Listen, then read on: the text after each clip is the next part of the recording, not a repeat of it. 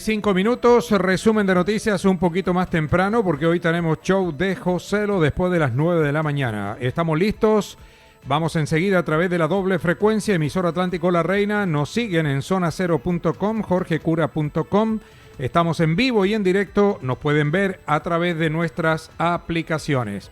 El abogado y precandidato presidencial Abelardo de la Espriella advirtió que de la juez Sandra Heredia se puede esperar lo peor. De esta manera, de la Espriella se refirió a la sentencia que la juez Heredia dará a conocer en contra del expresidente Álvaro Uribe Vélez.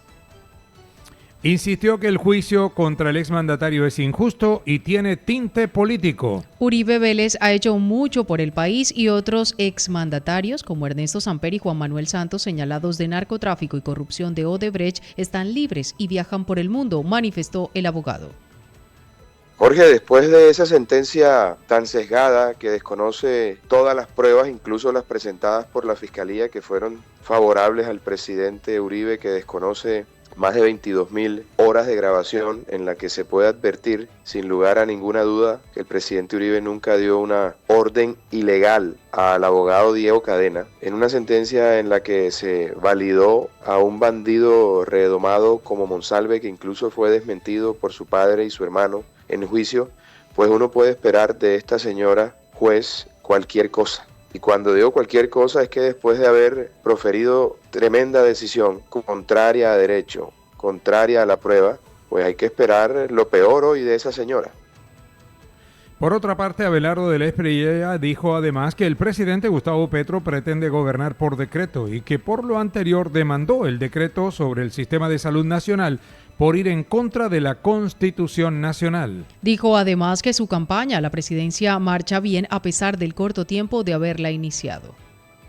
El expersonero y experto en tema de seguridad Arturo García dejó entrever su reserva frente a la efectividad de la posible negociación de paz con Digno Palomino y alias Castor, advirtiendo que ellos no controlan a todos los integrantes de las bandas criminales, los costeños y los pepes, principales responsables de asesinatos en esta zona del país. Anotó que estas organizaciones no son las únicas responsables de los hechos violentos debido a que existen 12 actores invisibilizados. Arturo García pidió a las autoridades trabajar arduamente durante los últimos 5 meses del año contra los homicidios y la extorsión en la capital del Atlántico y el resto del departamento. Efectivamente, nosotros partimos de un análisis que se hizo de 239 titulares de prensa a nivel judicial, que nos permitió establecer esas conclusiones a las que has venido haciendo referencia, y es que nosotros analizamos desde el punto de vista de la capacidad operativa de nuestra fuerza pública, la Fiscalía, los golpes dados a las estructuras criminales, especialmente a las dos más grandes que están en este medio del territorio del Departamento del Atlántico y algunas partes del Caribe colombiano, no guardan no se compaginan con relación a este crecimiento exponencial de las muertes violentas que en este momento en el Departamento del Atlántico nos lleva a 528 registros. El Consejo de Estado, en fallo de segunda instancia, dejó en firme la elección del personero de Pereira, Leonardo Reales. El funcionario manifestó que haberse desempeñado como procurador provisional no era impedimento para aspirar a la personería. Mi elección se hizo a través de un concurso abierto y se ha realizado un trabajo de corazón en la personería de Pereira, advirtió el señor Reales. El Consejo de Estado a las 10:30 de la noche del día de ayer nos envió por correo el fallo de segunda instancia donde resuelve por fin y ya en forma cierra por fin esta discusión sobre la legalidad de nuestra elección como personero y dejó en claro que no existe, nunca existió ninguna situación que nos impidiera llegar a esa dignidad por haber ejercido el cargo de procurador provincial en el municipio de Pereira. El exministro de Salud, Alejandro Gaviria, estimó que el decreto del Gobierno Nacional sobre el sistema de salud es ilegal y busca presionar al Congreso de la República para la aprobación de la reforma a la salud. Advirtió que este decreto se cae en el Consejo de Estado por quitarle competencias a varias instituciones. Gaviria consideró que el gobierno nacional pretende implementar el modelo de salud de los años 80, donde los hospitales eran los principales actores de atención, pero no existía el aseguramiento. Jorge, más que el seguro social, es el modelo de salud de los años 80, donde las entidades territoriales y los hospitales públicos eran casi los únicos agentes y los principales protagonistas. Este es un movimiento hacia un sistema estatal y territorializado que olvida el papel de lo que llamamos el aseguramiento, que parece estar concentrado solamente en la atención primaria como si la gente no se enfermara, que no tiene una respuesta clara sobre de dónde va a salir la plata para construir más hospitales públicos, tener equipos territoriales en la salud, formalizar los trabajadores, construir centros de atención primaria, y que en mi opinión, si se llegara a aprobar, agravaría la situación de la atención de salud en el país, que hoy ya de por sí es bastante grave. El periodista Ricardo Galán consideró que el decreto del Gobierno Nacional sobre el sistema de salud busca que el país regrese al nefasto seguro social. Señaló que una ley o varias leyes no se pueden modificar por decreto y que por ello se vienen presentando demandas. Es mucho el poder que recibe la ADRES y gran cantidad de dinero concentrado en una sola entidad que también manejará los contratos, advirtió Ricardo Galán. En esa época existía una cosa que se llamaba el Instituto de Seguro Social, que era un monstruo grandísimo que daba citas médicas, pagaba pensiones, recibía cotizaciones, suministraba documentos, y eso era terrible. Era un foco de corrupción inmenso por los contratos que tenía que firmar, en el que al que curiosamente no estaban afiliados todos los colombianos como hoy a la CPS. Y la ADRES que describe el decreto es exactamente lo mismo.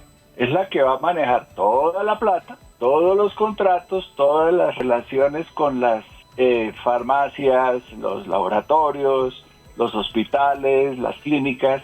Eso es demasiado poder y demasiada plata en una sola mano. Eso tenía, además de la corrupción, un problema, Jorge.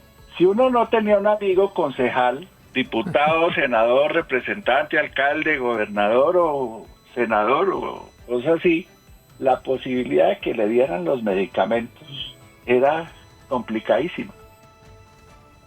El director ejecutivo de FEDesarrollo, Luis Fernando Mejía, aseguró que a Colombia le fue bien con un arancel del 10% a sus exportaciones a Estados Unidos frente a otros países del mundo. Recordó que nuestro país mantiene un déficit con Estados Unidos y que este arancel ratificado de alguna manera le concede ventajas sobre otras naciones.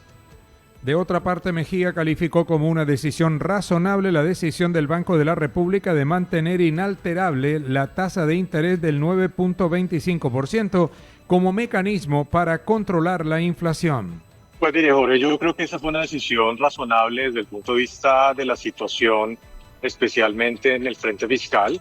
Si bien el presidente le había pedido a la Junta del Banco reducir la tasa de interés, y así lo hizo también el propio ministro de Hacienda, como lo mencionó durante la rueda de prensa, el Banco de la República continúa teniendo una profunda preocupación por la evolución del déficit fiscal y los impactos que este alto déficit fiscal van a tener eventualmente en materia de inflación. Recordemos que el gobierno hace algunos meses anunció la suspensión de la regla fiscal, que también acaba de presentar un presupuesto bastante alto, con un crecimiento del 9% en términos nominales, con una ley de financiamiento, es decir, una reforma tributaria que difícilmente se va a aprobar.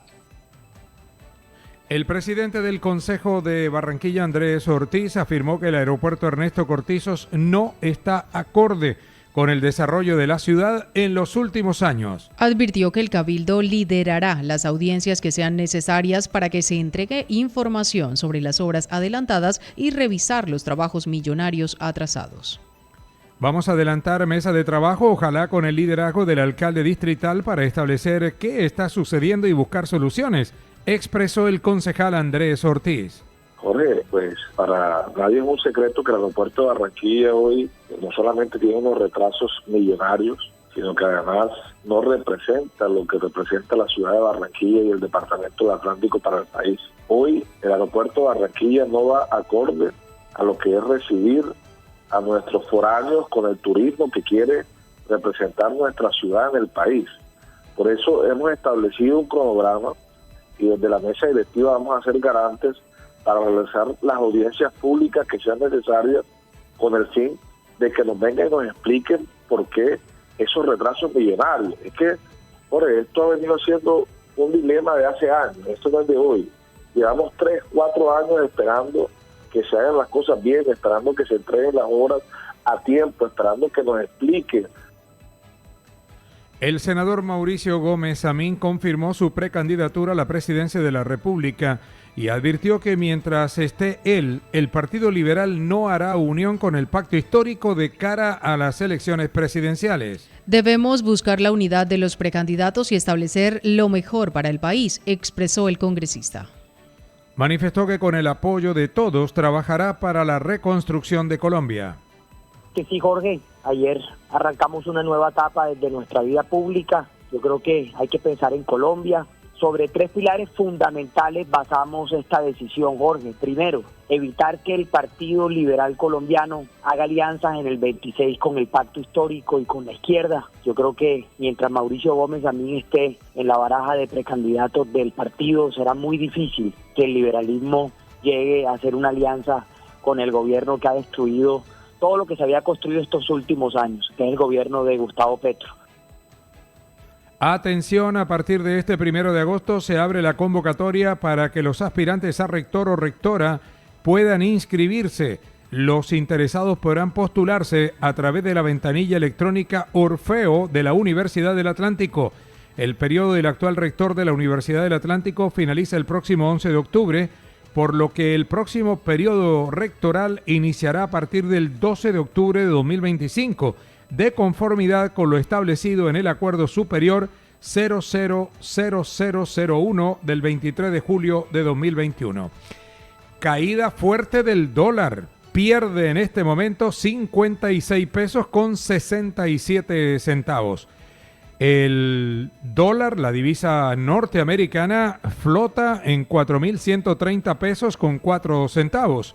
Tasa representativa del mercado para hoy, 4.186 pesos con 71 centavos.